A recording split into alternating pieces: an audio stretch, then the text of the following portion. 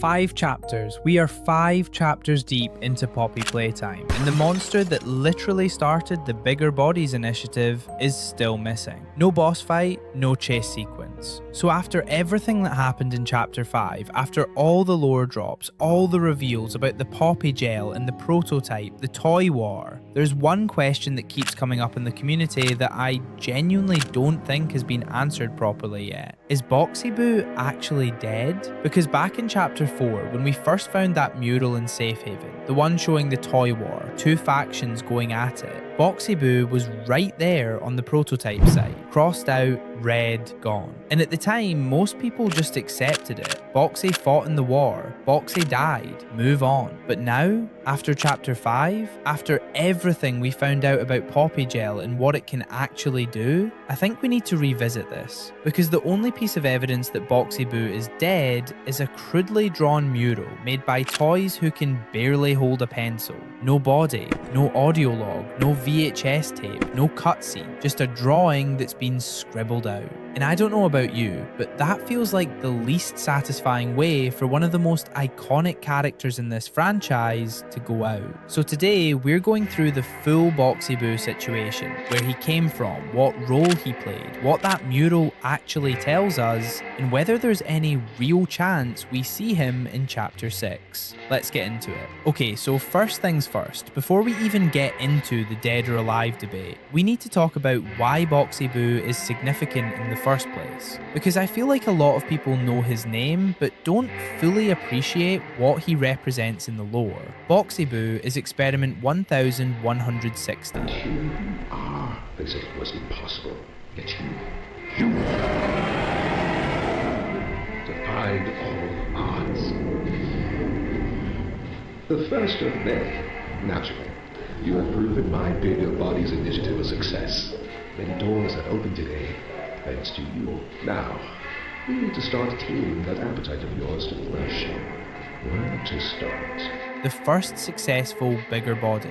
And when I say first, I mean the one that proved the entire Bigger Bodies initiative could even work.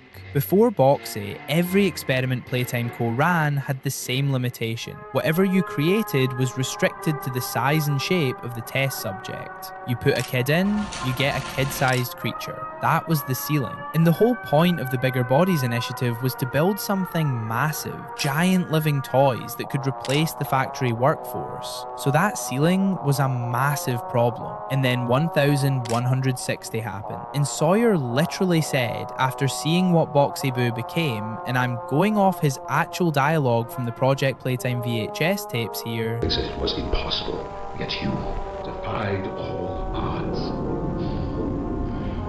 The first of many, naturally. You have proven my Bigger Bodies initiative a success. Many doors have opened today, thanks to you. That's what Boxy Boo is. He's the door. Everything that came after him, Huggy Wuggy, Mummy Longlegs, Catnap, Doughy, all of them, only exists because experiment 1160 worked first. Without Boxy Boo, the Bigger Bodies initiative is a failed experiment, and this franchise looks completely different. He is that foundational. But here's the thing about Boxy that the lore makes clear. The wiki describes him as gluttonous and violent, and the only real trick he has is patience, hiding in his box and waiting for prey to come close enough. That's not strategy, that's an ambush predator doing what ambush predators do. He doesn't have a philosophy. He doesn't run a section of the factory. He doesn't manipulate or plan on a long timeline. His whole world begins and ends with the hunt. And so Playtime Co. looked at this massive feral jack-in-the-box they'd created and went, okay, we can work with this. They turned him into their cleaner, their living garbage disposal. Whenever an employee started documenting what was actually going on in that factory, whenever someone began piecing together the truth about the initiative and looked like they might leak it, they got sent to Boxy. We see this with Rowan Stowe, who is believed to be the employee caught on camera recording Sawyer during VHS tape number 2, gathering evidence of the initiative.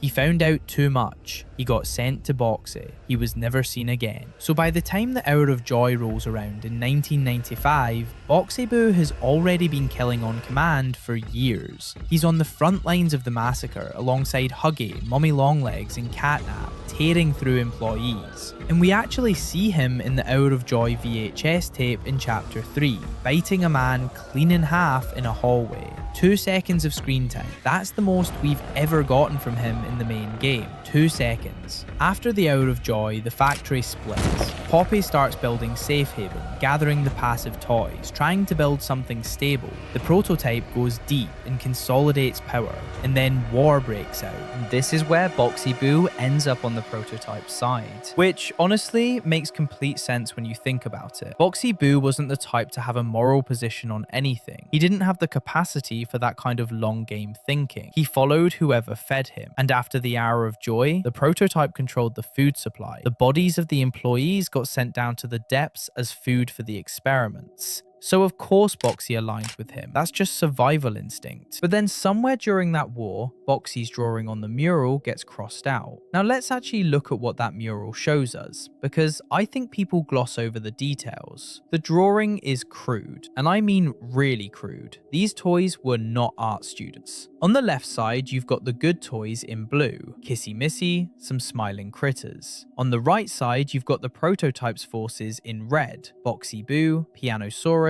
a few others. In the center, there's a massive crane, the same crane we see in the construction area where we fight Doughy, and written across the mural are the words, "We're losing, 40 dead," and Boxy Boo has been scrawled out. That's it. That's the entire foundation of the Boxy Boo is dead argument. And when you compare that to how Mob handles actual confirmed deaths in this game, Mommy Longlegs getting torn apart in a grinder, Catnap burning alive and then getting stabbed through the mouth, Doughy crumbling after getting frozen, Yarnaby falling into molten slag, the contrast is pretty jarring. Every major death in this franchise gets a moment, it gets weight, it gets visual confirmation. Boxy Boo gets a scribble on a wall from a toy who probably can't draw a straight line. Does that feel like how they'd end the story of the character that literally made this whole franchise possible? Here's where things get genuinely interesting, because Chapter 5 dropped a piece of lore that I think completely changes how we need to read Boxy Boo's situation. Poppy gel. We knew the gel was involved in the experiments. We knew it was used in the transformations. But Chapter 5 gave us actual specifics from the research documents in the labs. The gel encourages cellular regeneration. It promotes tissue growth. It can heal massive trauma. It was integral to keeping experiments alive through their transformations in the first place. And we see this with our own eyes at the end of Chapter 5. The prototype stabs us and drops us into a pool of poppy gel, and instead of dying, we start to heal. Giblet pulls us out and shocks us back. We survive something that should have killed us. The gel brought us back. So the question becomes, if poppy gel can do that, what does it mean for Boxy Boo? Think about where that war took place. The mural shows the crane from the construction area. We know the labs are below that, and the labs are absolutely full of poppy gel. It's everywhere down there. If Boxy Boo died during that battle and his body ended up anywhere near the labs, the possibility of him being revived or preserved by the gel is real. It's not a reach. The game literally just showed us that the gel can keep things alive that shouldn't be. So let's say for a second that Boxy Boo isn't as dead as that mural makes him look. What actually happened to him?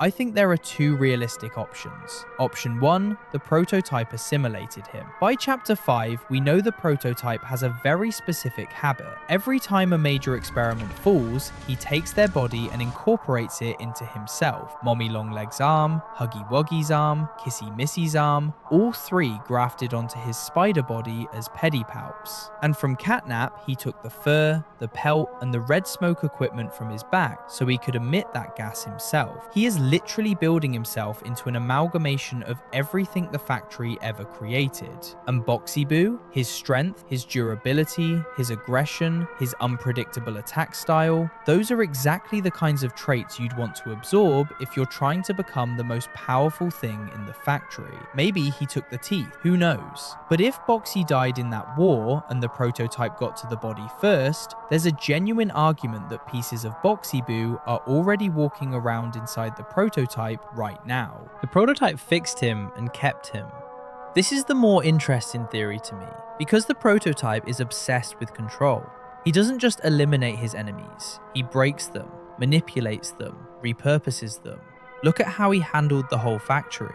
He doesn't waste anything that still has utility. So what if instead of absorbing Boxy, the prototype used the poppy gel to heal him? What if Boxy is sitting somewhere in the labs right now, patched up, locked away, kept in reserve as a last resort? An enforcer the prototype pulls out when everything else isn't enough. And this would actually explain something that always bothered me. Why wasn't Boxy Boo used against us at any point in the story? We're deeper in the factory than anyone has been since the Hour of Joy. The prototype clearly wants us dead. Why not deploy his biggest, most aggressive weapon? Unless he's been saving him. Unless Boxy is the card he hasn't played yet. Okay, so I've laid out the case for Boxy still being alive. But I also want to be honest about the counter-argument, because I think it's actually pretty strong. Even if Boxy Boo is alive, what would he actually do in Chapter 6?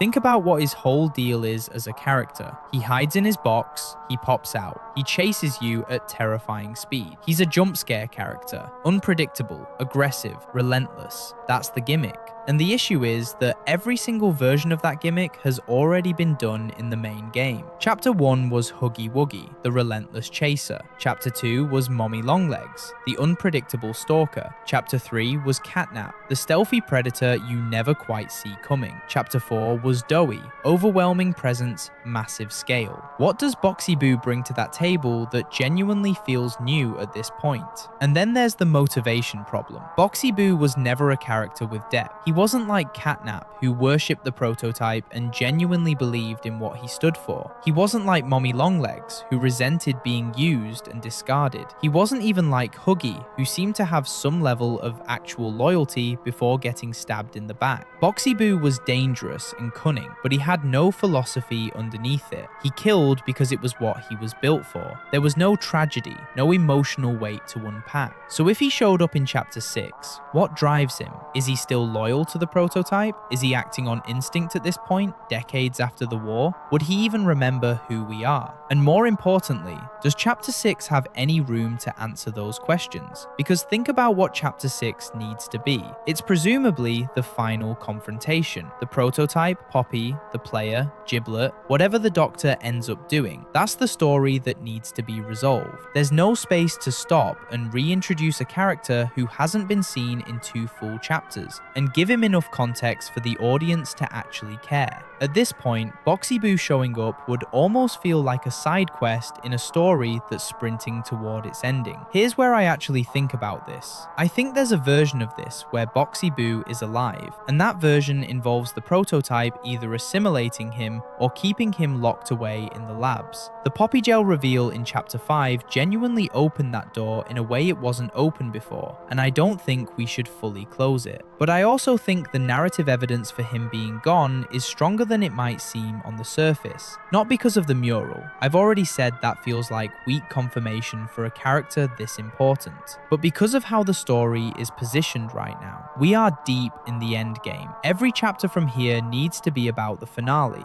and Boxy Boo, as interesting as his history is, was never built to be a main story character. He was Project Playtime's guy. He was the spin-off centerpiece. The main campaign was always Huggy, Mommy, Catnap, Doughy, the prototype. Boxy existed in the margins. The most likely answer, and this one genuinely hurts to say, is that the prototype took his body after the war, and he's already part of that walking amalgamation we've been running from. Somewhere in those long spidery legs and grafted arms and assembled parts, there might be a piece of Boxy Boo already, which is either a tragic end to one of the franchise's most important experiments, or honestly, a kind of fitting one. But look, I've been wrong about this franchise before, and if Chapter 6 opens with a music box playing somewhere in the dark of the labs, I will immediately take back everything I just said. What do you think? Is Boxy Boo actually dead, or is there still a chance we see him in Chapter 6? Let me know in the comments.